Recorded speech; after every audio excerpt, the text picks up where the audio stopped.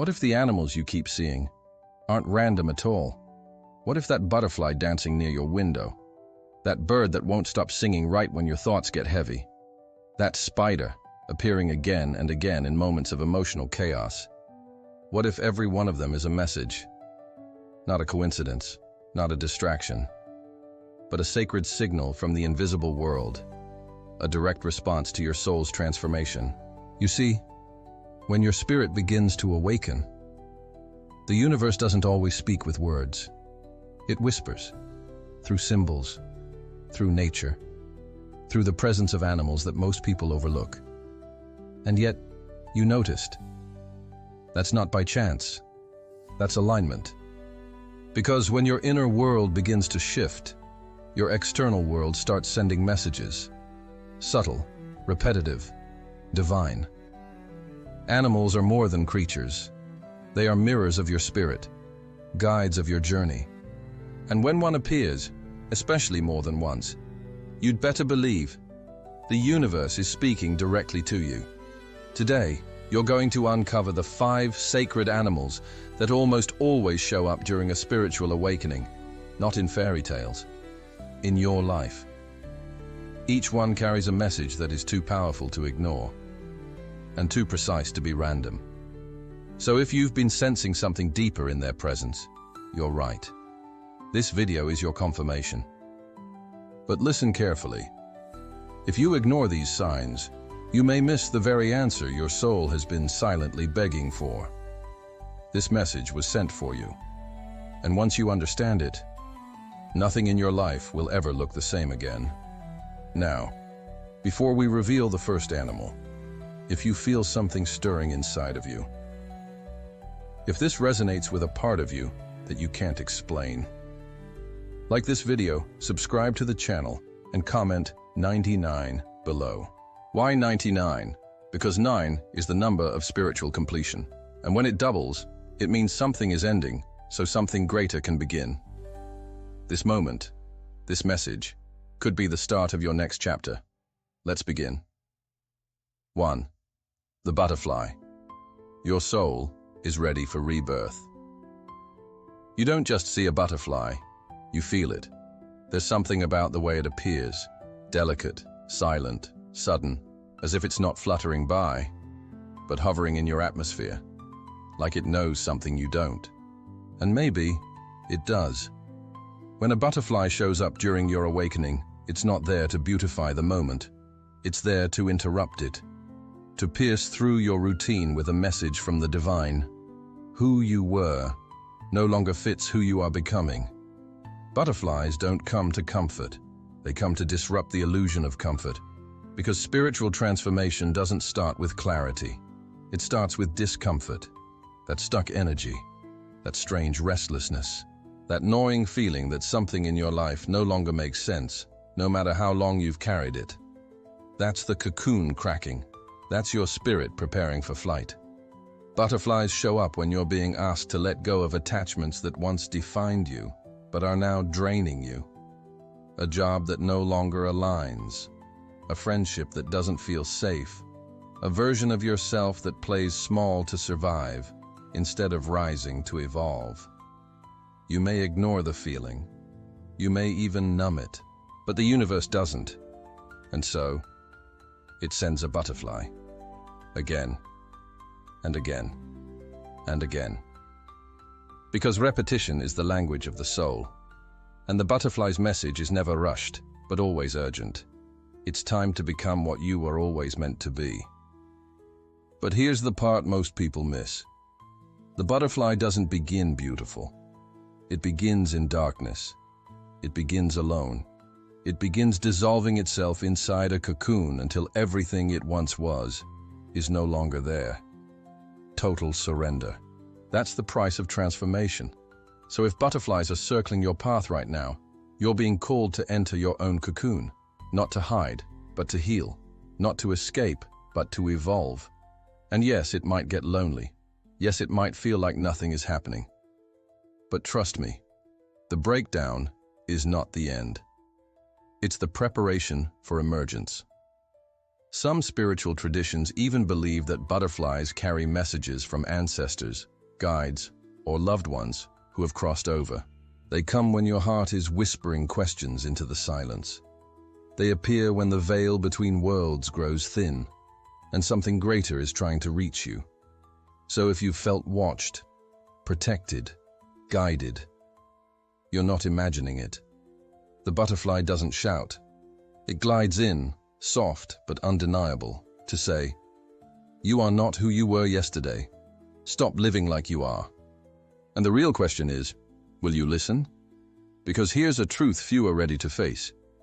The butterfly doesn't chase anything. It becomes so light, so aligned, so radiant, that it naturally rises. And maybe, just maybe, the reason you felt so heavy lately is because it's finally time to let go of everything that can't fly with you. But before you spread your wings, there's something else you need to see. Because right after the butterfly comes, something completely different. Something small, but powerful. And if you overlook it, you might miss the very blueprint for building your new life. Stay with me. You're about to discover it. 2. The ant. It's time to rebuild your foundation. Not every spiritual message comes wrapped in beauty. Some arrive quietly, crawling across your floor, unnoticed by most, ignored by many. But to the awakened soul, unmistakable. The ant does not roar. It doesn't flutter like the butterfly or soar like the bird. It walks, silently, deliberately. Yet when it shows up, especially in places it shouldn't be, it's sending a spiritual memo you can't afford to ignore. Your foundation is cracking. It's time to rebuild. Think about where they appear. Your kitchen, your bedroom, your desk, not the forest, your sacred space. And suddenly, they're everywhere. 1, then 5, then a trail. And still, you hesitate. You grab a broom. You get annoyed. But the ants didn't come to disrupt. They came to reveal the disarray, the delay, the denial. You see, the ant is a master of divine order. Every step it takes is backed by intention. Every movement is synced to a greater plan. So when they invade your life, they're not just signaling mess in your home. They're pointing to mess in your mind, in your habits, in your energetic field. And here's the uncomfortable truth. Spiritual growth without structure is just chaos with candles. You cannot build higher if the ground beneath you is unstable.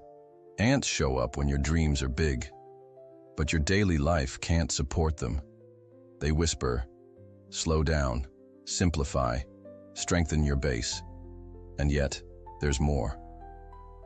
The most overlooked message of the ant is this: you were never meant to do this alone. Look at them.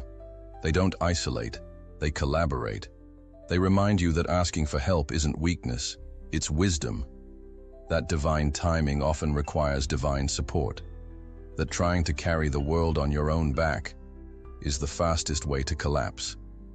So if you've been pushing forward in silence, refusing to delegate, avoiding rest, telling yourself, "I've got this," while everything in your life screams otherwise, the ant is here to interrupt that illusion, to ask, where are you over-functioning out of fear? Where are you pretending to be okay, just to keep everything from falling apart? Their medicine is humble, but potent, because they don't just survive. They build empires from dust, one piece at a time, one sacred routine at a time, one soul-aligned step at a time. So maybe your next spiritual breakthrough isn't in another retreat or ritual.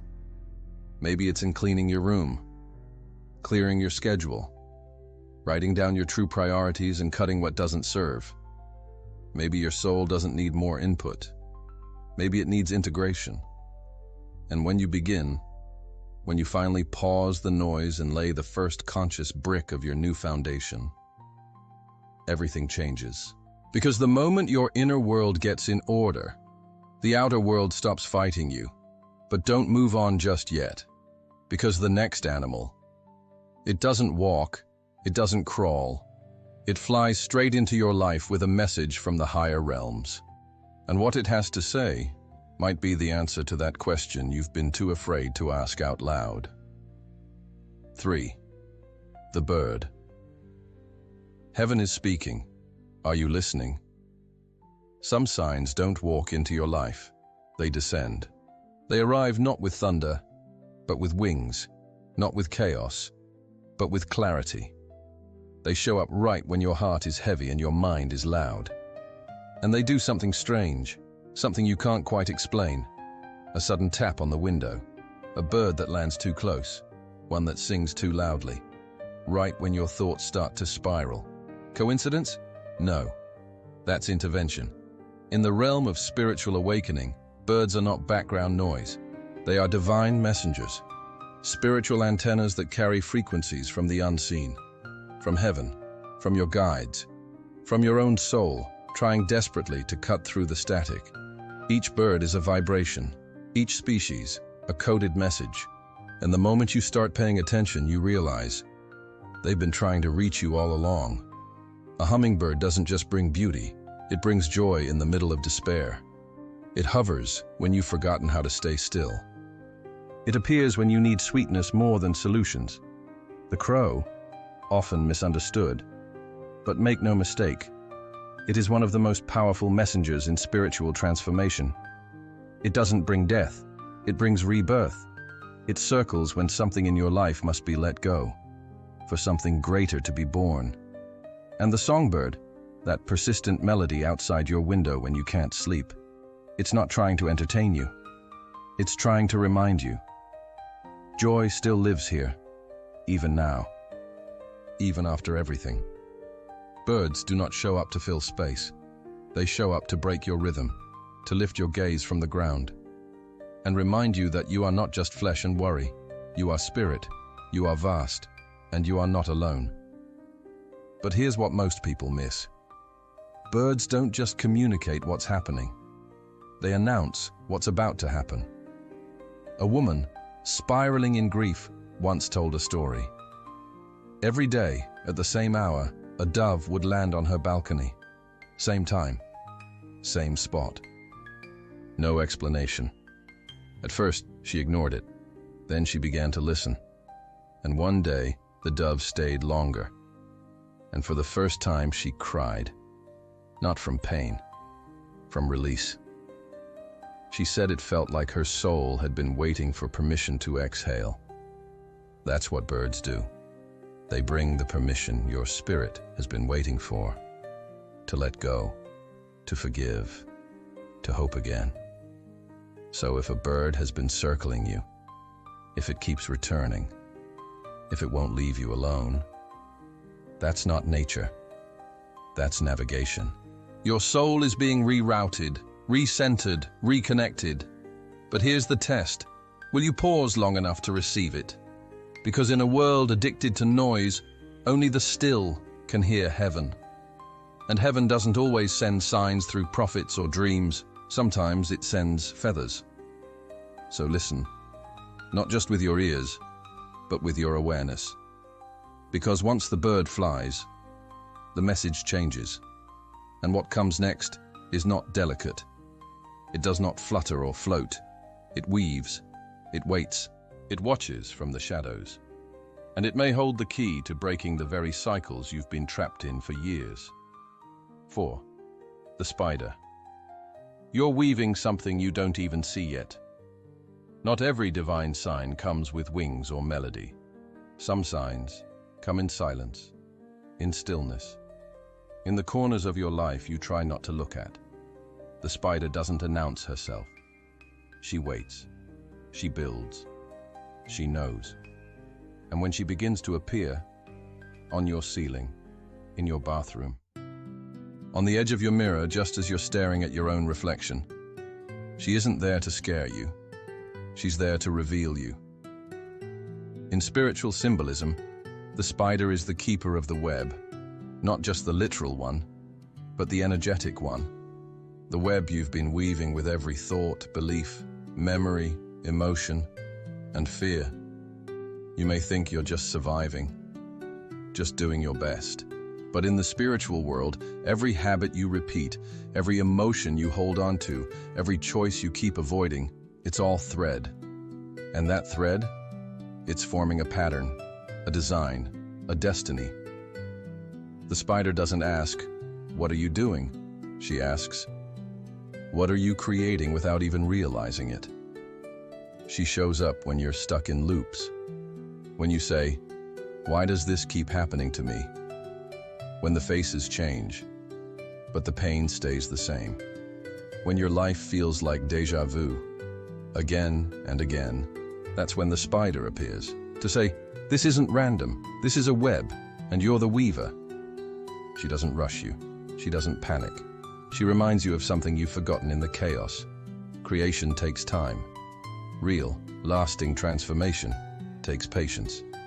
The most sacred structures are not built overnight. They are spun, one intentional thread at a time. But here's the twist. The same power that creates a trap can create a bridge. It all depends on your awareness. Are you weaving a reality that empowers you, or one that keeps you bound to who you no longer want to be? The spider asks you to look deeper, at your patterns, your emotional reflexes, your spiritual autopilot, and then to choose, consciously, what you want to spin next. But be warned. Ignoring her doesn't make the web disappear. It just makes you more entangled in it. She teaches that sometimes, what feels like stagnation is actually sacred construction. And sometimes what looks like nothing happening on the outside is actually everything realigning on the inside. One man once told of a time spiders began appearing everywhere, in his car, his closet, even his dreams. At first, he panicked, but the more he ran, the more they showed up. Until one day he stopped running and realized he was repeating the exact same emotional cycle in every relationship, including the one with himself. That realization, it unraveled the entire web. And that's the beauty of the spider. She won't force the truth on you. She'll just keep spinning until you're ready to see it. So if you've been seeing spiders, or dreaming of them, or feeling like your life is quietly shifting behind the scenes, know this: you're not stuck. You're weaving. But what you're weaving now is either your next breakthrough or your next breakdown. So choose wisely. Because once the web is complete, it becomes the reality you live in. And just when you think you understand the patterns, the universe sends you something wild, unexpected, primal. It doesn't float or crawl. It jumps straight into your path, not to warn you, but to purify you. 5. The frog. Release the old. It's time to purify. The frog doesn't enter your life politely. It leaps in, unexpected, out of the shadows, out of the mud, out of nowhere. But somehow, right on time. And when it does, you feel it. That jolt. That moment of, what is this trying to tell me? Because deep down, your spirit knows. This isn't random. It's a summons.